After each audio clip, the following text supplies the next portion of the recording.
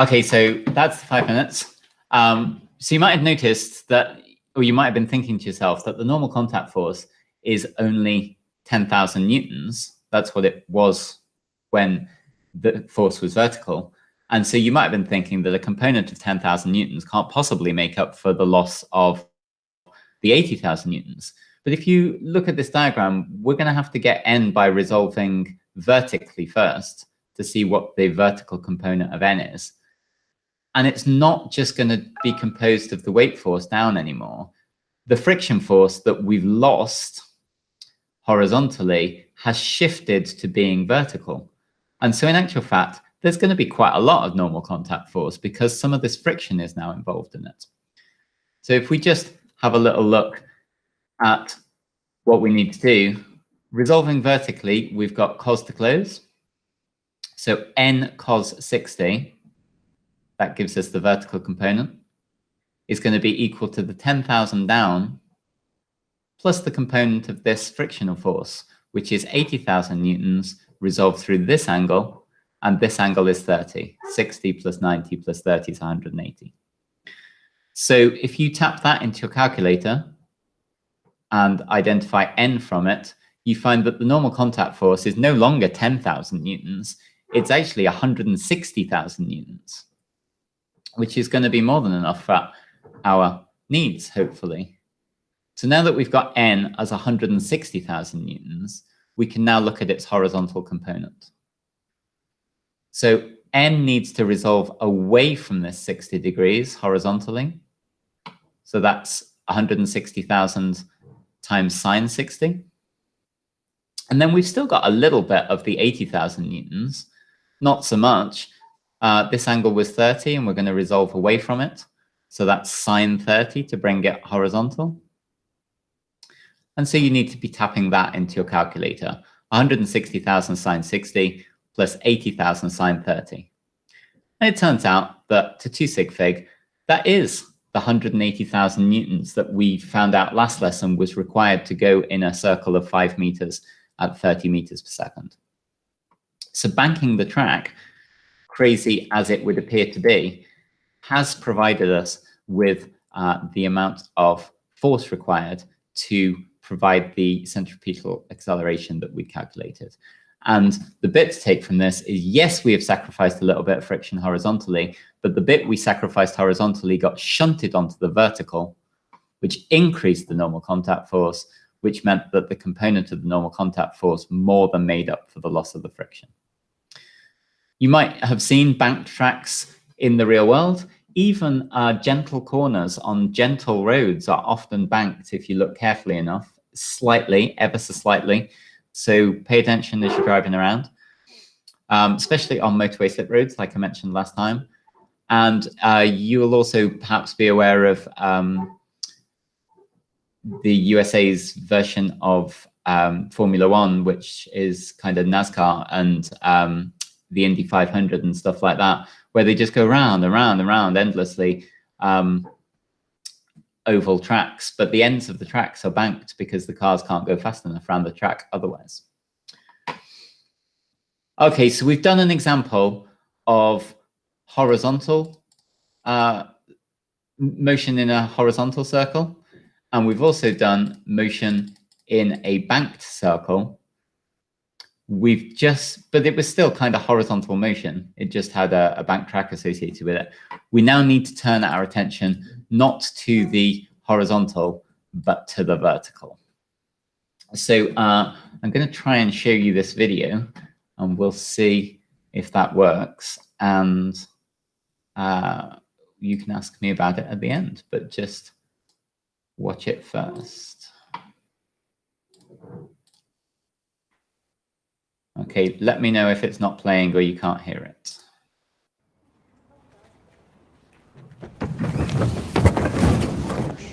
Good, you all right? Good demo? Yeah, good.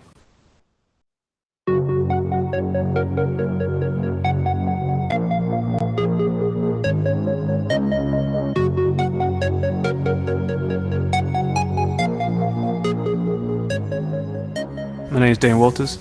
and I'm a stuntman who does tumbling, gymnastics and parkour. I'm attempting to run the loop because I've seen people do it on a skateboard before, I've seen people do it on a BMX before, but no one's ever tried it on their feet, so it'd just be nice to be the first guy to actually run it. It looked a lot bigger than what I thought it was going to be. Yeah, I must admit, not the easiest thing I've ever done.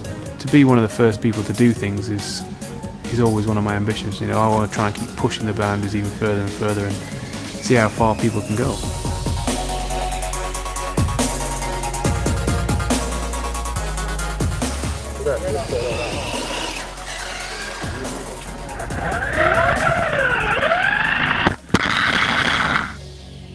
Basically boils down to this centripetal force. You need to keep on accelerating. So you need to reach a certain speed. And I've worked out, it's quite good news actually, the speed at the top is 8.65 miles per hour. That it? That's it. Okay. 3, 2, 1, go. 17. 5'11". Easy 5'11".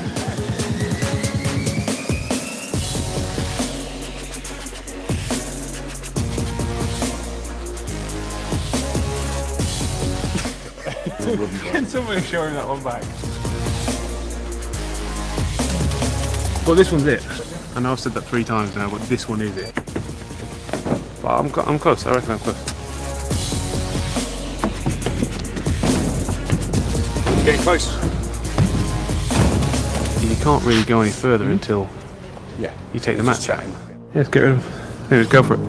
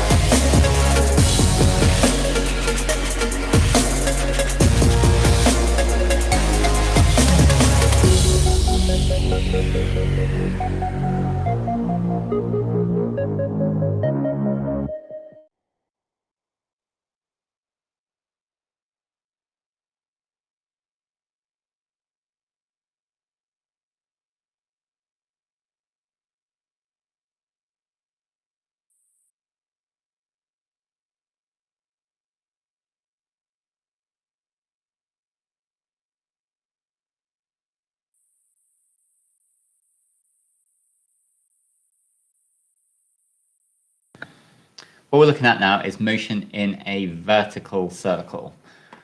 Okay, so I got a graphic of a cyclist, but it's the same principle. What we want to do is travel in a circle, and we're going to be looking at the forces that are being used to provide the centripetal acceleration. So just imagine that as you travel around the circle, your velocity is always going to be tangential to the circle, round and round and round you go. But the centripetal acceleration is sometimes going to be vertically downwards. Sometimes it's going to be horizontal. Sometimes it's going to be vertically upwards. So the question is, in each of those situations, what is providing the centripetal force? So I'm just going to stop talking for a second. You doodle on a piece of paper and ask yourself, what forces are available to provide the centripetal acceleration in each of those positions? Vertically up, vertically down, and horizontal. I'm going to give you 2 minutes.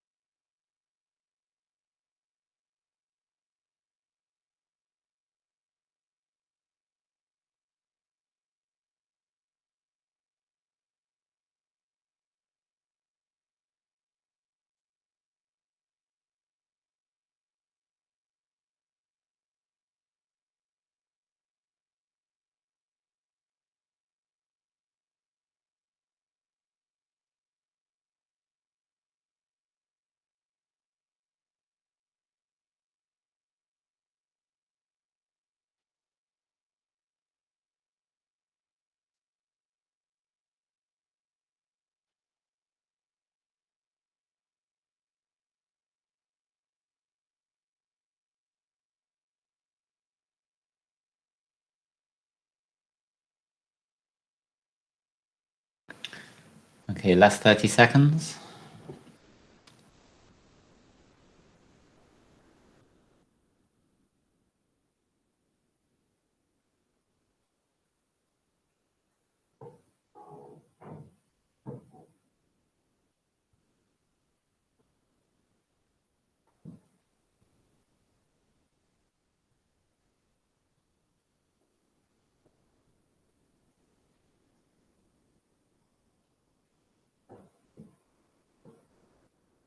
Okay, let's look at the calculations that she did to work out that he needed to be traveling at 8 to 9 miles an hour. So how did she work that out? So let's have a little look. Hopefully you worked this out for yourselves. When the cyclist is at the top of the loop, the centripetal acceleration is what it always has been, v squared over r.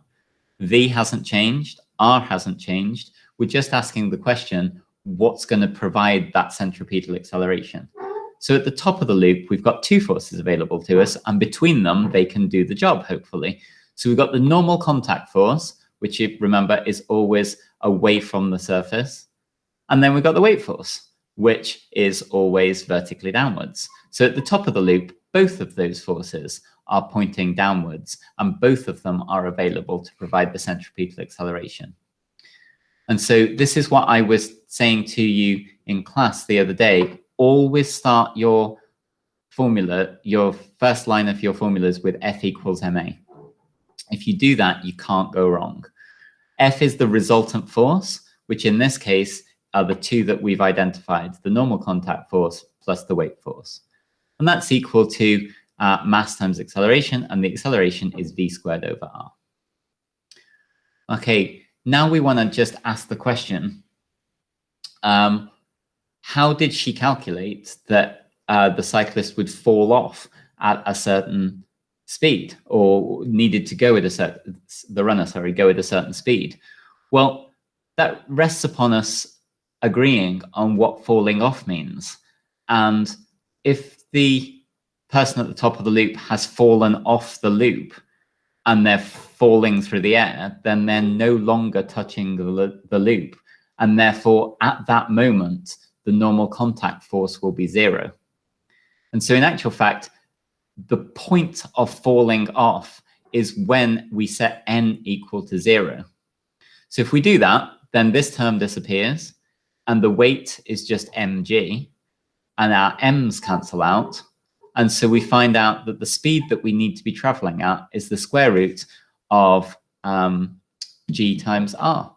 So the loop in the video was a little bit shorter than he was, so we'll go with 1.5 meters. Multiply that by 9.8, hit the square root button, and if you just do that on your calculator now, you'll find that that comes out at 3.8 meters per second. And if you convert that into miles an hour, it's a little bit more than doubling it. That comes out at about 8.6 miles an hour, which is pretty much what she calculated in the video. This question comes up quite often on exam papers, not specifically in the context of a runner or a cyclist, but something is traveling in a vertical circle. And the question is, what is the minimum speed that the spinning or the rotating motion needs to take place at in order to not fall off? And the trick is always write your F equals ma equation and then set the normal contact force to be 0. You'll always get this equation, but if you just pull it out the bag in an exam, you might not get all the credit because the examiner will be wondering if you understand where it comes from. So try not to memorize this equation so that you can just whip it out when you need it. Try to remember where it came from and how to derive it. If we carry on around the circle to the bottom, you'll see that now these forces are the other way around. And so the acceleration is in this direction, vertically upwards now, and that aligns with the normal contact force. But the weight force is now downwards. So when we write our equations, again, we've got F equals ma. But now our resultant force in the direction of the acceleration, which is vertically upwards, is now n up take away W down. If we just neaten this up by taking W to the other side of the equation, we find if we swap W for mg and factorize it, that the normal contact force, far from being 0, is now equal to mass times gravity plus a bit. Now, if you weren't running round and round the circle, the normal contact force would just be equal to the weight force, mg. It's as if gravity got a little bit stronger. It's as if somebody's just turned up the dial on the gravity machine, and we've gone from being 9.8 to 10 or 12 or something like that. So you might be familiar with the phrase that you are accelerating at a certain number of g, or your weight feels like 3 times more. NASA astronauts train in a centrifuge, and they talk about, you know, going at 3g, 4g, 5g. That's what this formula is referring to here.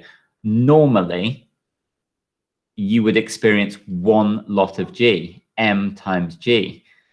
But if v squared over r happens to equal g, you're going to experience 2 lots of g, and you're going to feel twice as heavy as you would. If v squared over r equals 2g plus the g, you're going to have 3 mg here. So you're going to feel 3 times heavier than you were. And you might struggle to lift your arm up at that point, or lift your head, or you might even find that the blood can't pump to your head anymore, and you might pass out because you just can't get blood to your brain. So that's the origin of this notion of G's as a kind of description of how fast you're going in a circle. So at 3.8 meters per second, if you put the numbers in, remember we found 3.8 meters per second because it was equal to v squared over r. So if you are going around this circle at 3.8 meters per second, not only will you pretty much leave the surface at the top momentarily for an instant as the normal contact force becomes 0, and then you carry on round, but when you get to the bottom of this track, you'll feel twice as heavy as you were before. So you'll bounce between twice your weight and 0 weight at the top. So down here, you'll feel very, very heavy. And up here, you'll feel weightless, like you're falling, and the pit of your stomach will go up during your mouth somewhere. The only time that it's actually normal is on the sides, because at the sides, the weight force is vertical and therefore perpendicular to the acceleration. And so the weight force doesn't make a difference. And it all just works out nicely as you think it should do. So normal weights at the side, but practically weightless at the top, and double your weight at the bottom. We probably need to return to questions moving in a vertical circle because the contexts are varied and they come up quite a lot, but it's probably easier for you to meet some examples and try them out for yourself rather than me just give you example after example after example. So we're halfway through the lesson, but I'm going to stop it here and leave you to do some questions. So I don't know if you've had a look in the textbook or not. I think you've all been issued with textbooks now, but if you personally don't have one, the PDFs are available on Classroom, just like they were during lockdown. So just go find the circular motion chapter in your section, and you'll find chapter 16's PDF. Hopefully you had a look at 16.1 and 16.2 over the weekend. But if you didn't get a chance to do that, please do so now. But really what I'd like you to do for the next half an hour is have a look at 16.3. There are other examples in there, ones that I haven't talked about, alternative ones. So it'd be really useful for you to read through the examples that are in 16.3. And then there are these 6 questions at the end of 16.3 that you can have a go at and see how you do. Over the next few lessons, we're just going to be doing lots and lots and lots of questions. And I'll just be here for you to ask me if you get stuck.